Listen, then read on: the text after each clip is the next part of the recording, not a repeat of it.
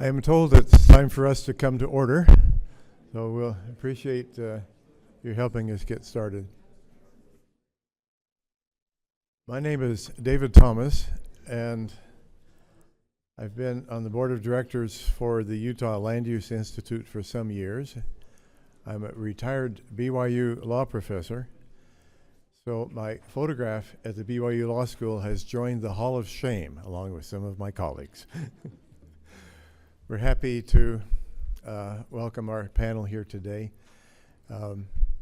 Because time is short, I will not recite their various credentials, which are impressive, but you are welcome to look in the back pages of your program to see them, and they will speak in the order in which you're listed on the program.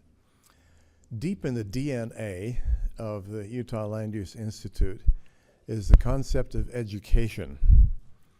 And I am grateful that there are so many of you here today to get one of the important, if not the most important element of education, which is getting an update. And I retired 12 years ago and had approximately 75 legal treatises to my publication credits. Retirement hasn't really worked out because the publishers all want them updated every year. So maybe I'll pick up some things, give myself some time. So we will begin with,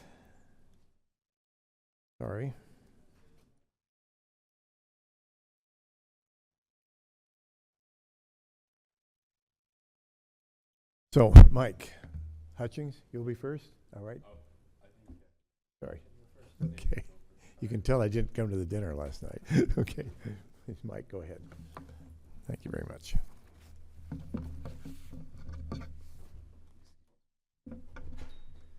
Well, I've been sitting all day, so I thought that I would stand. So my name is Nathan Bracken. I'm a private attorney with the law firm of Smith Hartwigson, and I focus on local government and water issues. And so I'm city attorney for a couple towns, land use authority for a few more, and then special counsel for a couple of others. But I also represent developers, so I have a perspective on both sides of the aisle.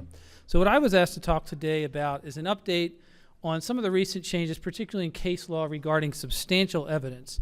And so due to the good work of the Property Rights Ombudsman's Office, we don't usually get a whole lot of cases on this. So some of the cases I'm going to be talking about are recent in the context of Utah's case law when it comes to this issue, but they're not necessarily cases that have happened within the last year.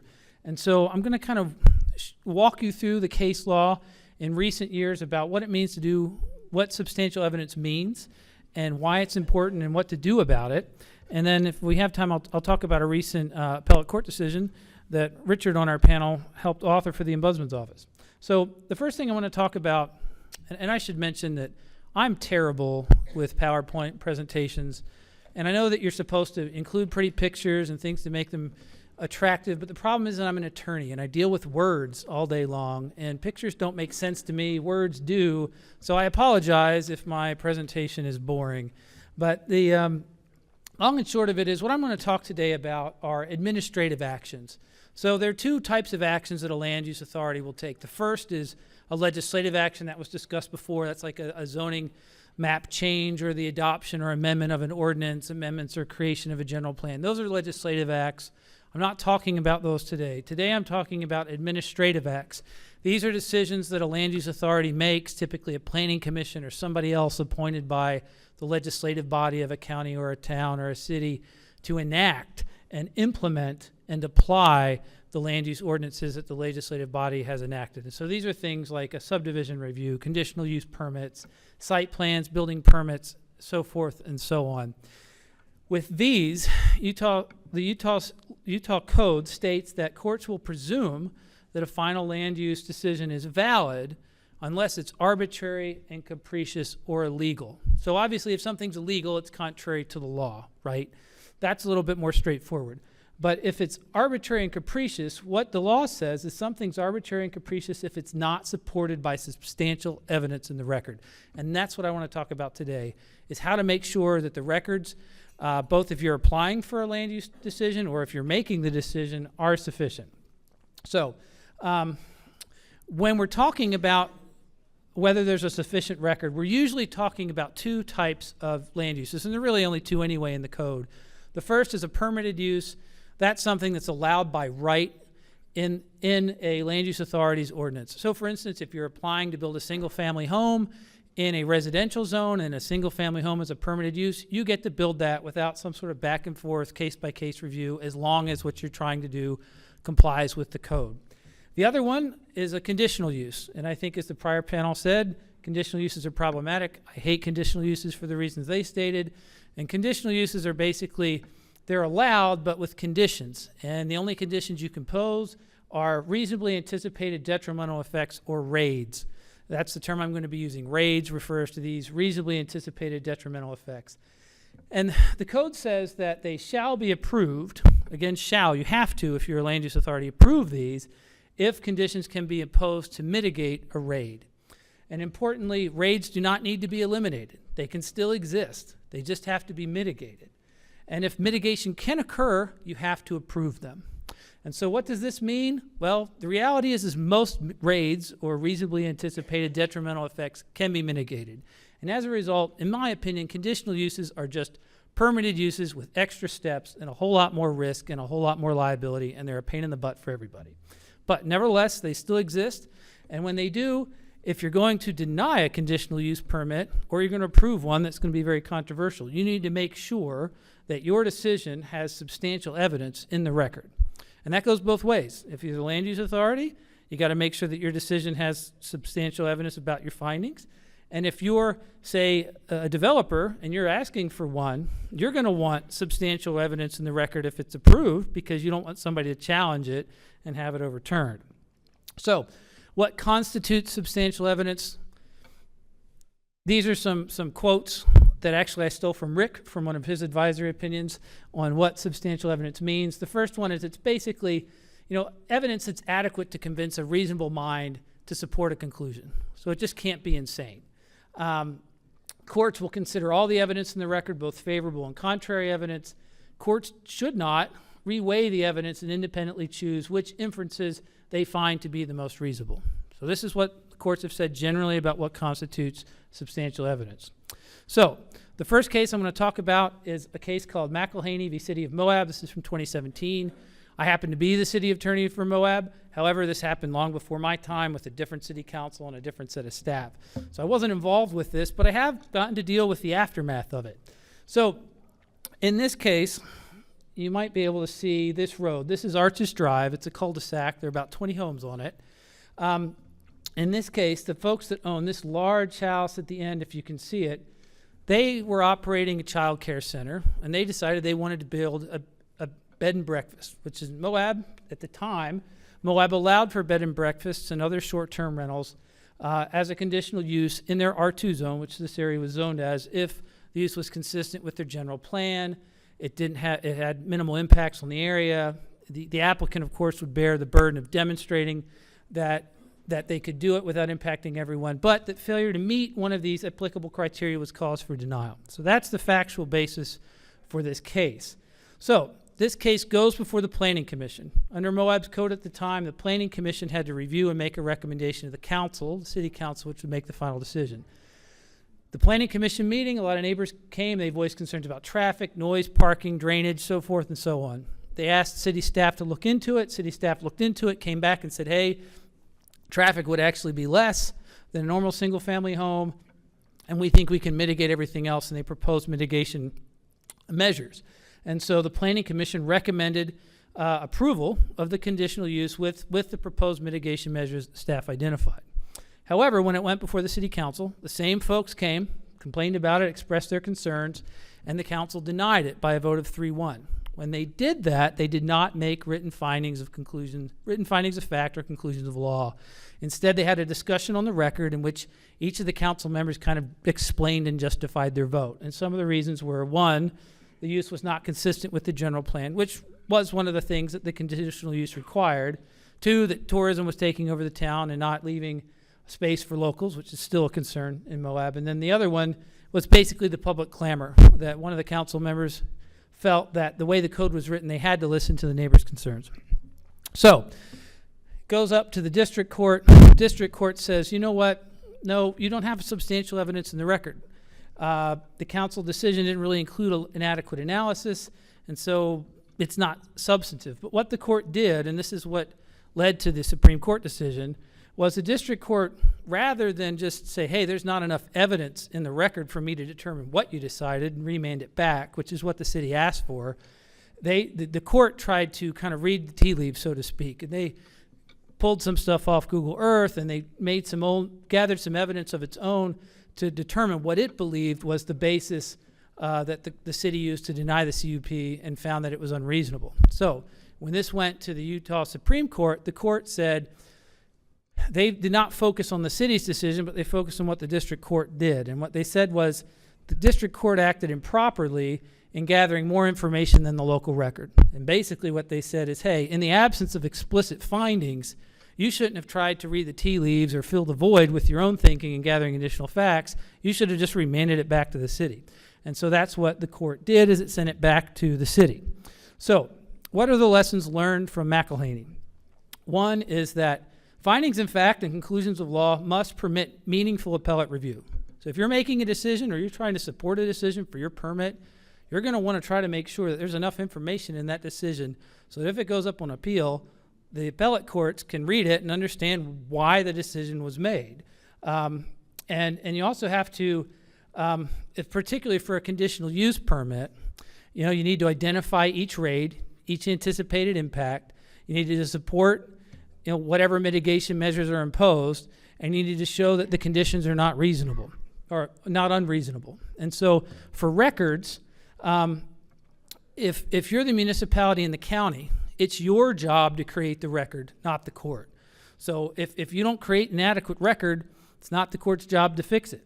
And if the record doesn't include enough information in it for the court to discern what you decided, it's going to come back to you anyway. So an interesting postscript to this, it got remanded. The B&B did not ever really pan out. And so this is what happened during my time. The building was sold to a business in town, and Moab has a very hard time finding housing for employees for any type of business. So a lot of businesses just buy big homes to staff their employees. And so they bought this house as workforce housing. They wanted to turn it into a duplex. That's a permitted use in Moab. The city issued a building permit to make the changes. Neighbors raised all the same exact concerns.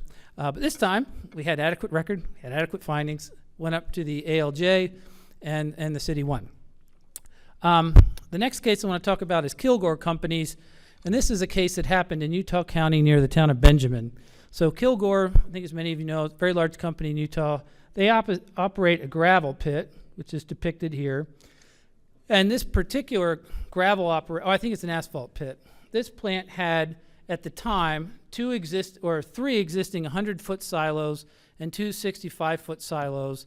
The plant itself was a permitted use, and you could get 40-foot silos as a permitted use, meaning you just had to apply for them. The issue here is that Kilgore wanted to add 2 additional silos at 65 feet, which meant they needed to get a conditional use for the extra 25 feet. So the issue wasn't the operation of the plant, it was whether or not they could get this extra height on 2 new silos. So this goes before the Board of Adjustment. The county administrator recommended approving it, noting that the plant operations could not be considered, that we're just talking about height. Kilgore provided evidence. They had appraisers that came in and talked about what the impacts would be to the surrounding property owners, which they said would be negligible because the plant was already in operation. They could build other towers that were 40 feet high. And also the plant managers who know how to operate an asphalt plant provided their own testimony about how things would work. The residents in the area, however, expressed concerns primarily about the plant operation, not the height of the silos. And so they were concerned about trucks and traffic and dirt and dust and those types of things. So the Board of Adjustment, contrary to the staff's recommendation, denied the CUP. They did issue written findings, however, and they found that they didn't feel that Kilgore had met its burden. They felt that the additional height would degrade property values and that the approval of the CUP would continue with the degradation of property values. So that goes up to the district court. District court sets aside the board's denial for a lack of substantial evidence. Now this time they did have written findings, but they weren't the right type of written findings because they didn't pertain to the issue at hand.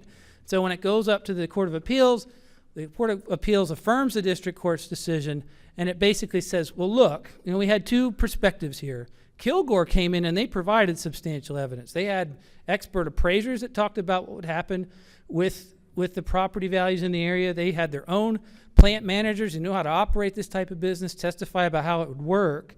On the county, on the other hand, even though they issued written findings, they were arbitrary and capricious because they weren't supported by substantial evidence. They focused on this public clamor and some of these other things.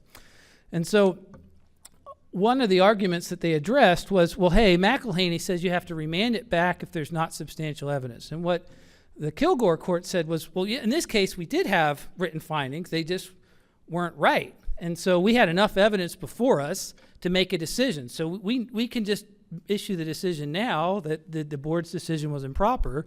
The difference with McElhaney is no one knew exactly what the city's decision was and what they based it on, so there wasn't really a record for them to review. And so the point of Kilgore is, while McElhaney says if you don't have a substantial evidence and the court can't discern what the finding is, it goes back to the district court. If you have the wrong type of findings that aren't really supported by substantial evidence, that may not come back to you again. So the point if you're a city is you can't screw up the substantial evidence, because if you get it wrong, it may not always come back to you. The court may look at it and say, hey, you did make some findings, but you didn't do it right. So some of the lessons learned, again, what constitutes substantial evidence? Here, the court was persuaded by the fact that they had objective evidence by experts. There was evidence provided by planning staff, as I noted, and public clamor, again, is not substantial evidence. And so, again, the other thing you got to think about when you're doing a written finding or any type of finding on the record is, does it pertain to the issue at hand? In this case, a lot of the county's factors did not. What's interesting about this one is I think this is a good example for applicants who are supporting a land use decision that may be controversial, is in this case, these applicants did bear their burden appropriately. They did provide the type of evidence needed to support their position. And in the other case, the opponents didn't. And as I've said before, conditional uses are essentially permitted uses with extra steps, which means they're hard to defeat. So if you're an opponent and you don't like what's happening, it's usually hard to say, hey, this should be denied, because that usually means that there's no way of mitigating the impacts. Instead, I would suggest that you focus on proposing reasonable conditions. The third case that has come out in relatively recent years is Alan R. Staker versus Town of Springdale. If anybody's ever been to Springdale, it's a beautiful little town, gateway to Zions Park. Not a whole lot of people live there, but a lot of people go through it. So Mr. Staker, in this case, he wanted to build an 83-spot commercial parking lot in the middle of a residential area.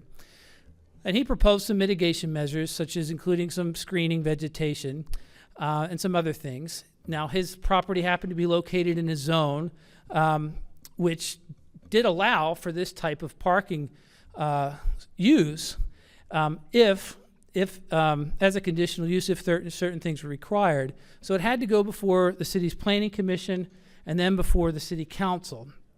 And in doing that, they had to make a decision that, one, the use would not unreasonably interfere with the lawful use of the surrounding properties or create a need for an essential municipal service that cannot be reasonably met in 3 months. So, with that in mind, it goes before the Planning Commission. Planning Commission recommended denial because they determined that they didn't think that the lot could be screened adequately. Some of the nearby homes were too high. The vegetation wouldn't have blocked the view. The proposed use was incompatible with the general plan, and that it would change the appearance and character of this zone, which was a village residential zone. So they recommend denial. It goes up to the city council. City council makes additional findings on the record denying the conditional use. I've listed those there. We don't need to go through those. The point is they actually went through in quite a bit of detail on the record to make their findings about why they felt that this particular use could not be mitigated, or the adverse impacts of the use could not be mitigated.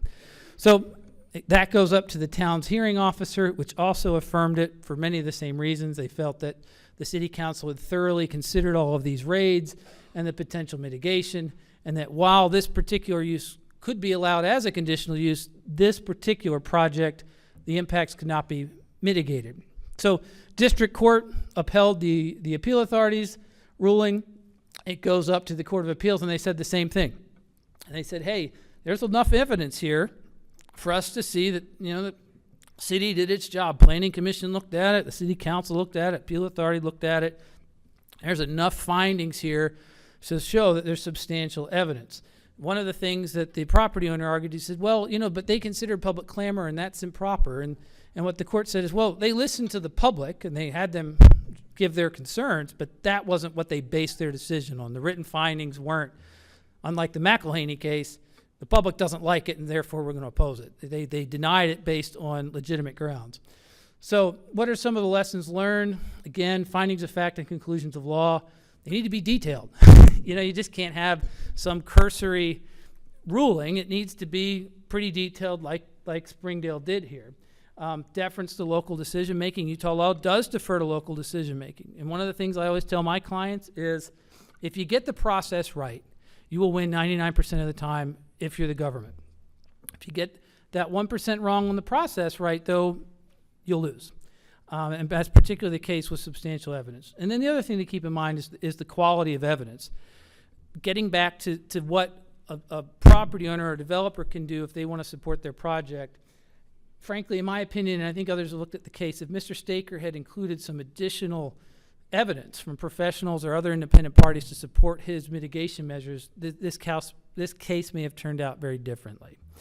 The last case I want to talk about is Northern Monticello Alliance. This is actually a case that my firm litigated. We represented the property owners in this case.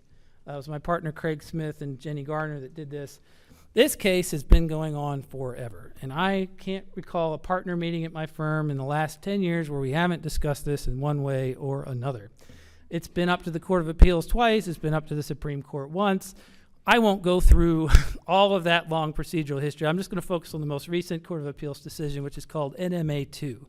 But the basic gist of this is San Juan County in 2012 issued a CUP that authorized a windmill farm. I tried to get a good picture of it, but you may not be able to see these windmills here. But if you've ever been down to Monticello, they're quite large and they're very visible. So they issued a CUP. They later amended the CUP to include mitigation measures, but they didn't put those measures really in writing.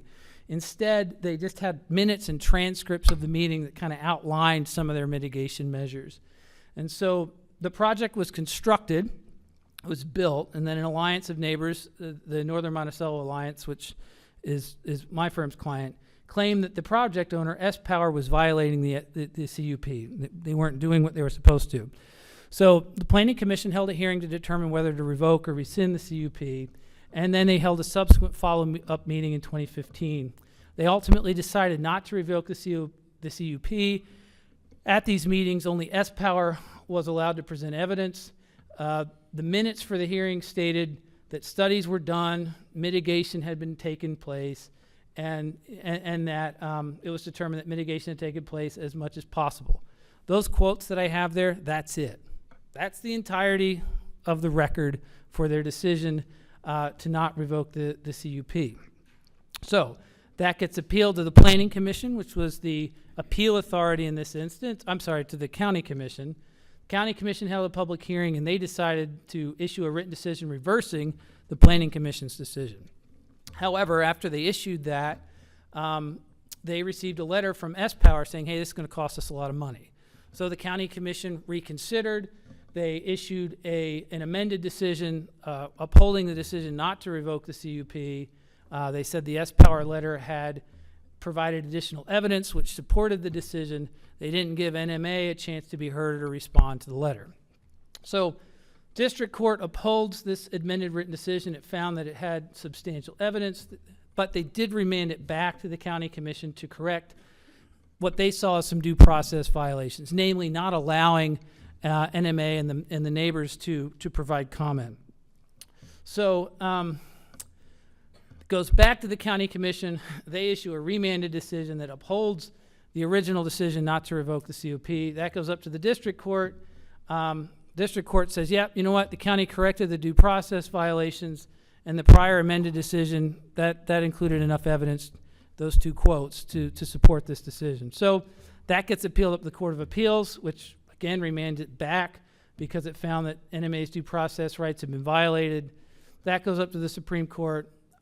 Won't go through all that. But basically, what it ends up with NMA 2 is that only the Planning Commission was authorized to accept evidence and make findings in the record. And the Planning Commission did not include substantial evidence in the record. And as a result, when the County Commission acted as an appeal authority, it acted outside of its authority when it considered this letter and it considered this additional evidence.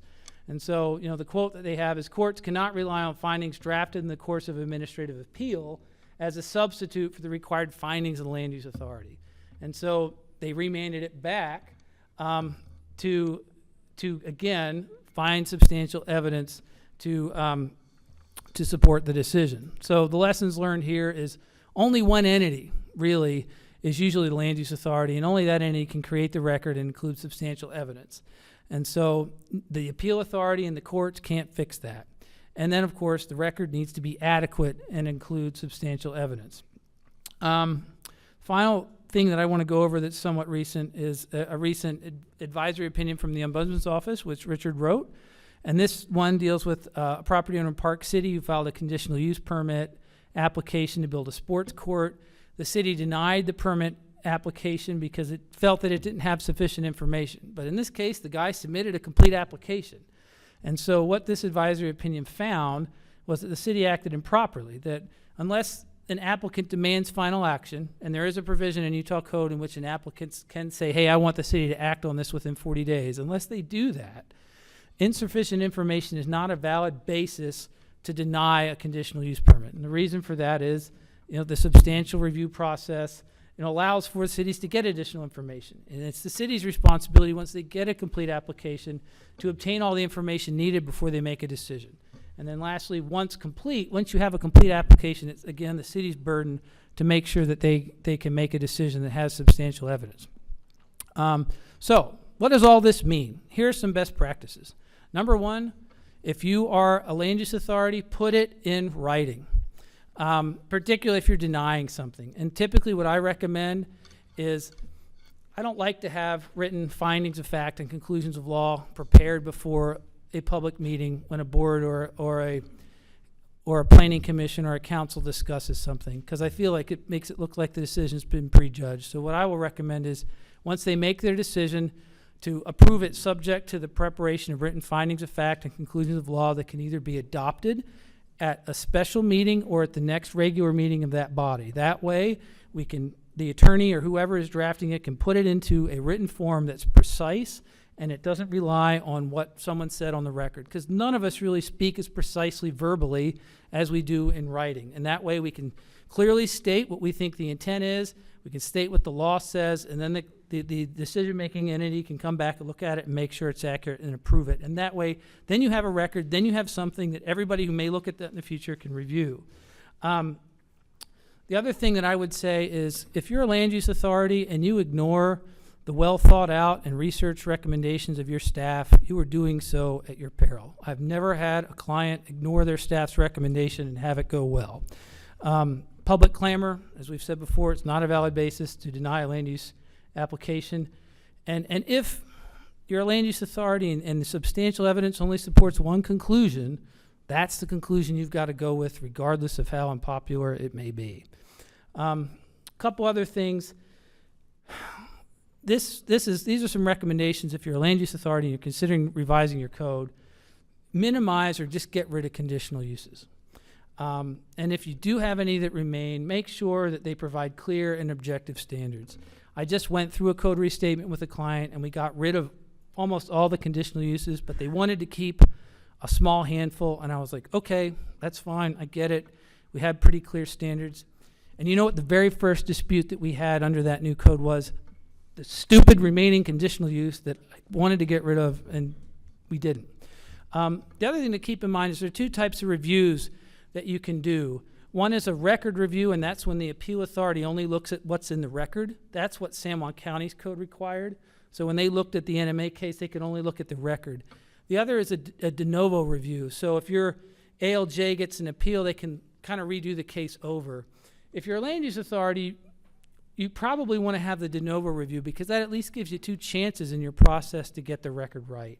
And then the last one is as you see in some of these cases, having the legislative body act as the final decision maker, as the appeal authority, is usually a bad idea. I think the prior panel, there was some really good discussion about how a lot of these things are administrative decisions, and they need to be made at an administrative level, not at a political level, because a council member is going to like, gee, everybody's here. I want to be cognizant of my constituents' concerns. I don't want to prove something and they'll like. They'll vote me out. You don't want those considerations happening when you're dealing with an administrative decision. And then lastly, do as much as you can to remove subjectivity from the land review process. And I think that helps when it comes to having substantial evidence. If you have objective, clear criteria, then you know the type of evidence that you need to hit on. So that's it for me. I'm happy to take a couple questions, but I don't want to take more time away from my panelists. Any questions? Any corrections? Polly? Oh.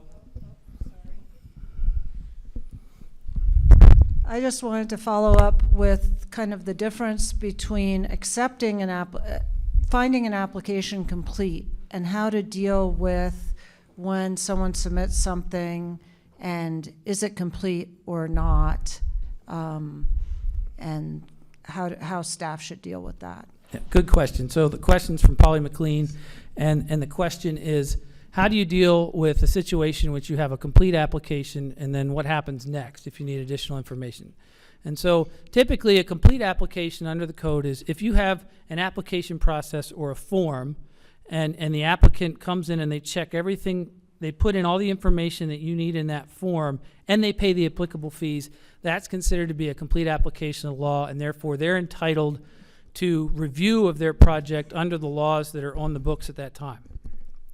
However, when you get a complete application that checks those boxes, that doesn't mean that the city can't come back and ask questions about things. Because let's say that you get let's say that you require an engineering plan or some sort of soil analysis in the application process. They may provide one, but it may not be sufficient to check the standards in your code. And so that's when it's beholden to the city. And I think this is what the courts were trying to say is you got to go back, or that, I think that was what your opinion was trying to say, Richard, is you got to go back and say, and ask sufficient questions. You just can't say, okay, well, this isn't right, I'm just going to deny it. You need to go back and say, okay, hey, these plans need to be changed. That's where you get into the red line review. Or, yeah, we got this, but we don't understand it. Please provide more information. Lynn. Yeah, I just wanted to reiterate your request for a good record. In my experience, most applications get approved by the city, and most appeals have come from disgruntled neighbors. And a good record protects the applicant from the approval they have received, because then there's a good record for that. The other thing is when you're advising a planning commission or somebody, often they don't understand what findings of fact and conclusions of law means. I just say to them, make sure you say on the record, you make it very clear why you are deciding the way you are. We're approving this because, or we're denying this because. Make the record clear, and then it's easy to defend, or at least you know what you're arguing about. Yeah, and one way to deal with that, thanks, Lynn, is to have really good staff reports. Because a lot of times the staff reports, if they're done right, will cover a lot of those things. And I know a lot of my clients in the staff reports will say recommended action for the council to take, including recommended motions. Any other questions?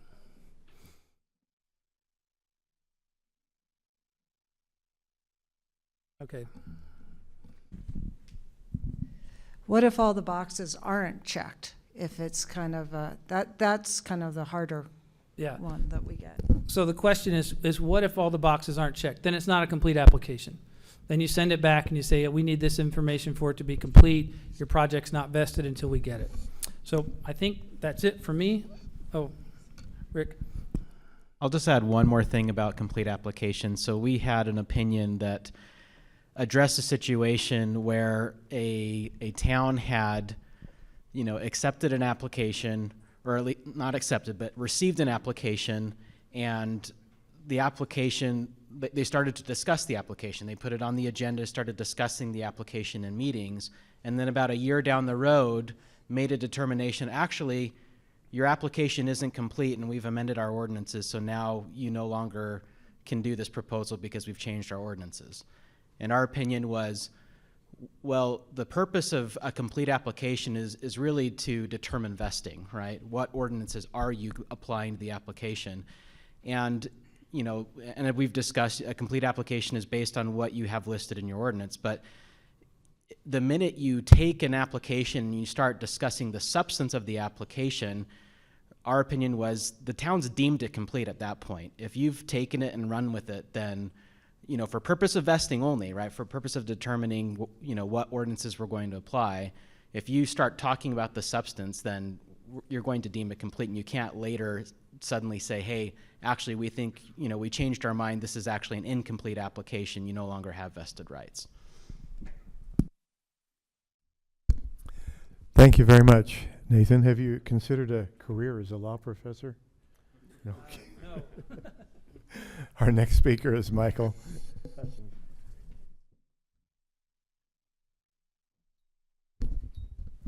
I like the standing precedent here, so I think I'll keep it going if that works, but no pressure if you want to sit there. So I wanted to talk today about exactions and some recent updates in the state code related to exactions. And two primary reasons I chose this topic to speak today. The first being that this is the number one issue that the Ombudsman Office deals with, that gets requests for, that they ask for help in considering, is exactions.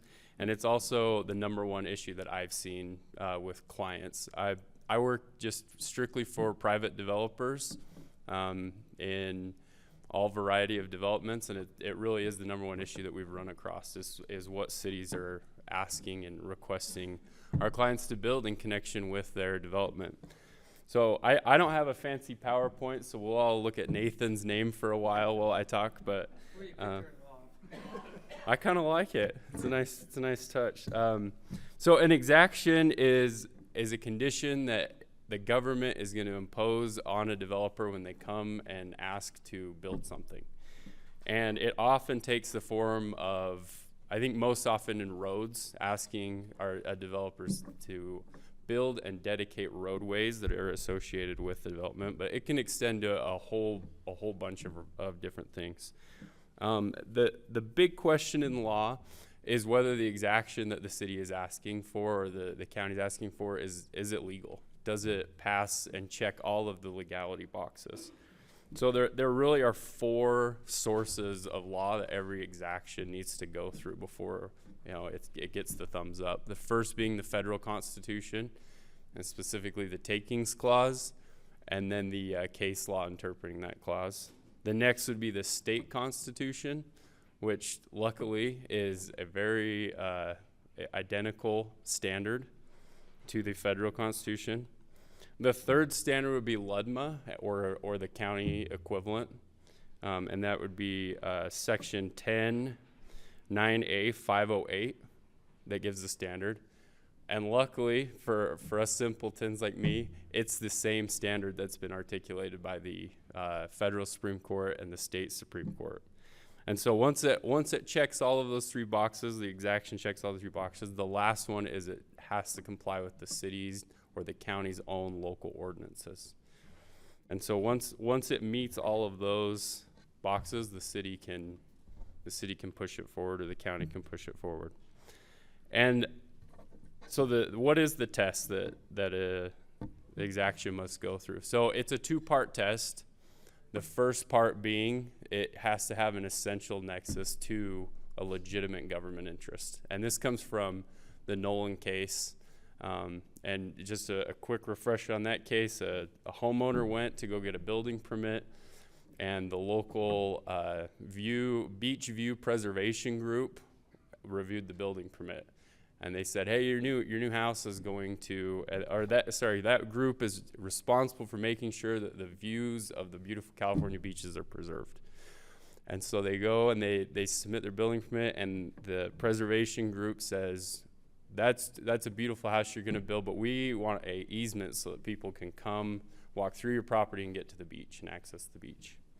So the court looks at this exaction asking for the easement and says, hey, that doesn't really have to do with your legitimate governmental interest. You're in charge of protecting the views of the beach, and now you're asking for access to the beach.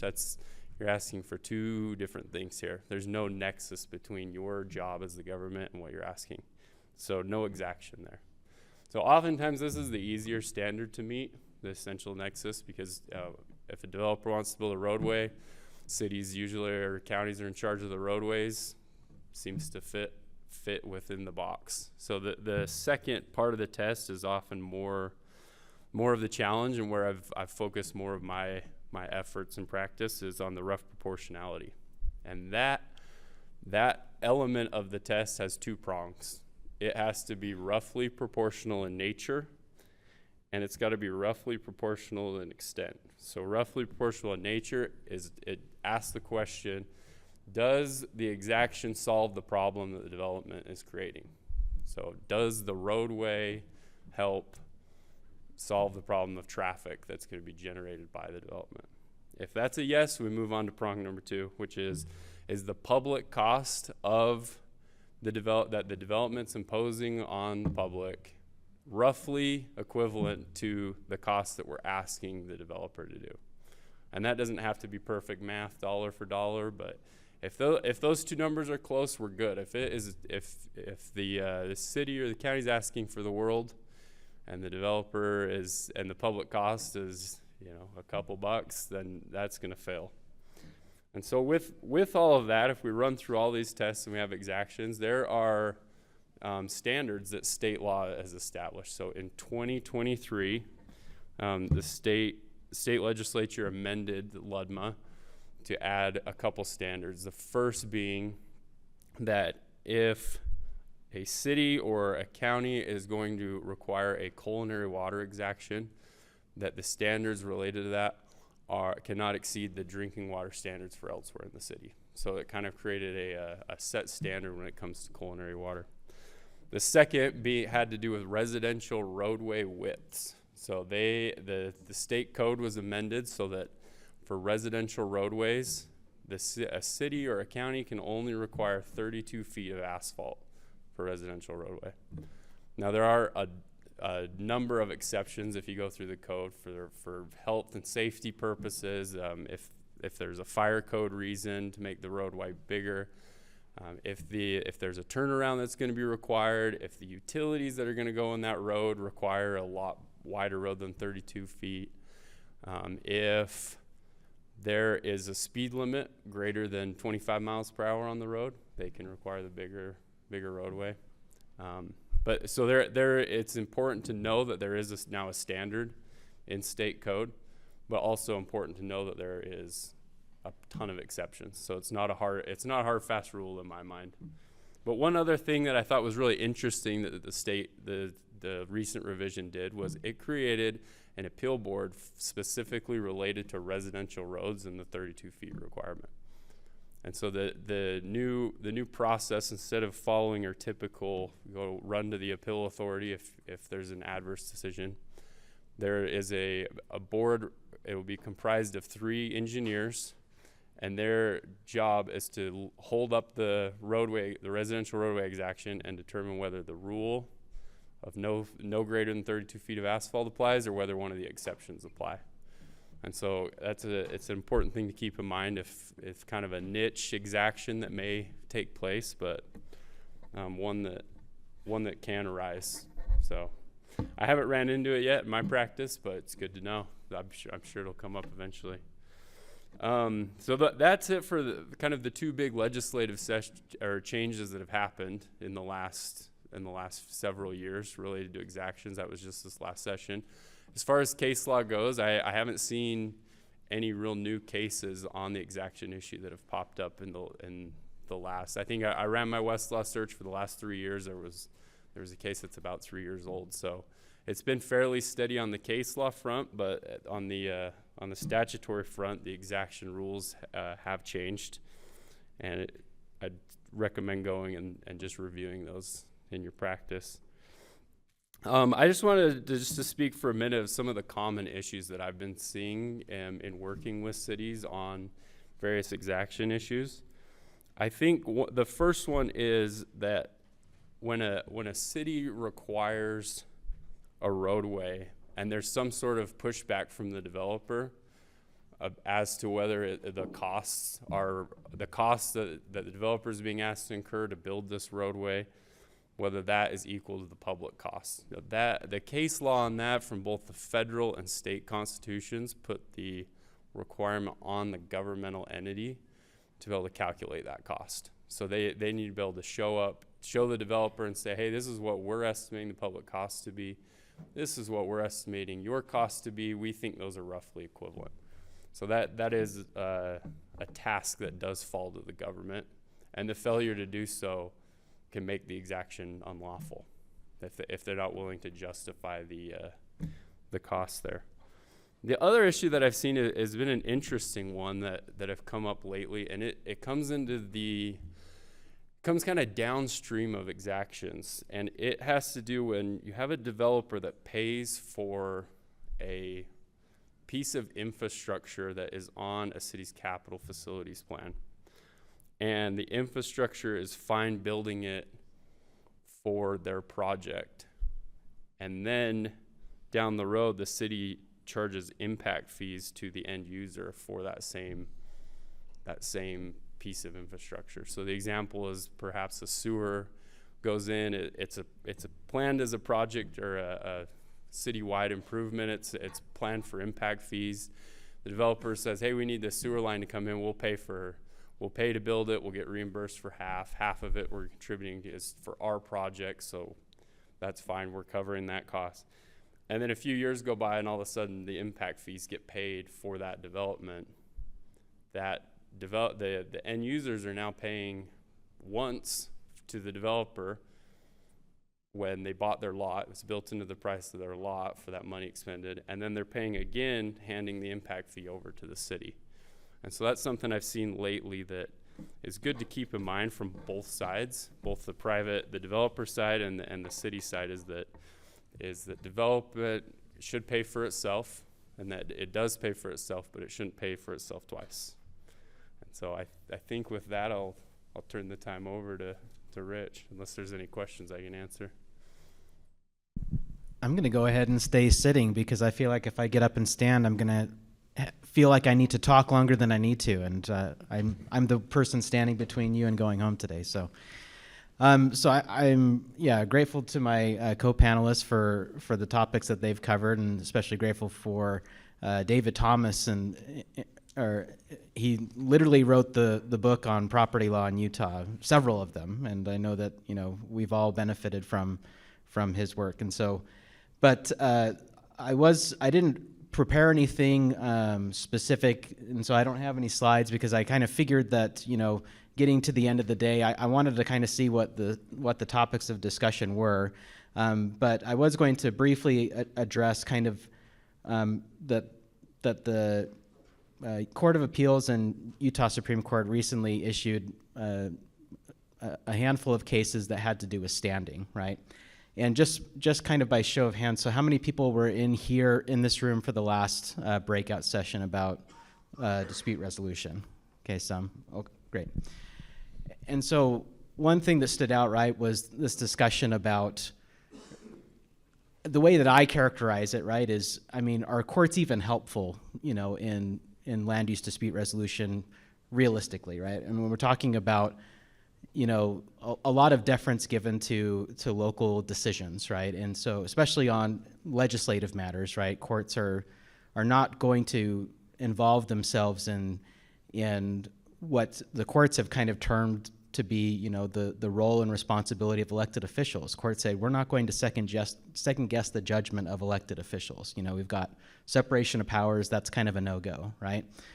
And so, these recent cases, they are dealing with legislative matters, but it's this concept that not everyone has the opportunity to take an issue to court, right? The court is an open court available to everyone, but in order to ask the court for a specific remedy, you have to establish standing, right? Which you have to show that you're the right person on the right issue and for the right reason to have the court address a topic, right?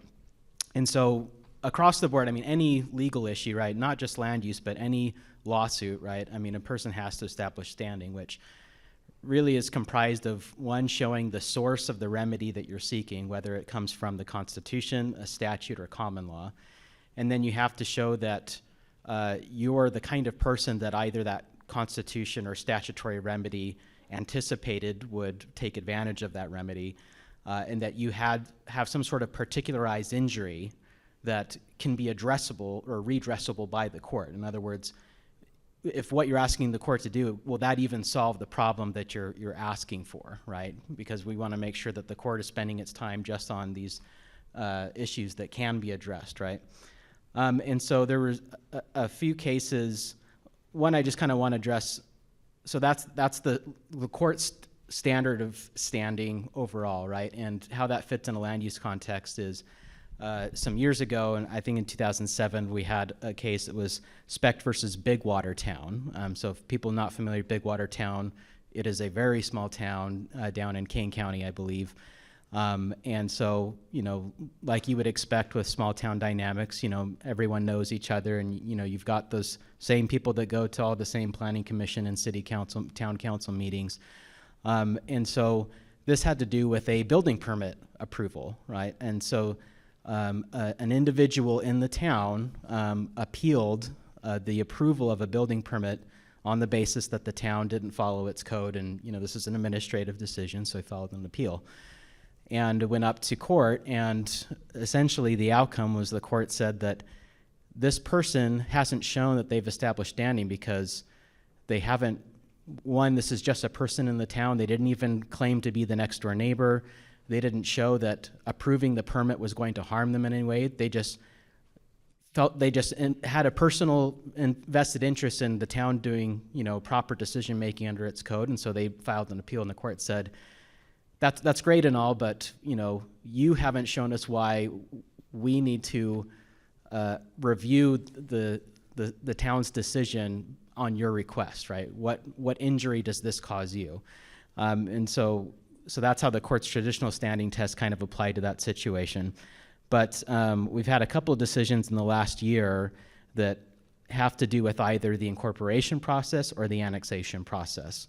And who gets to challenge those types of decisions in court.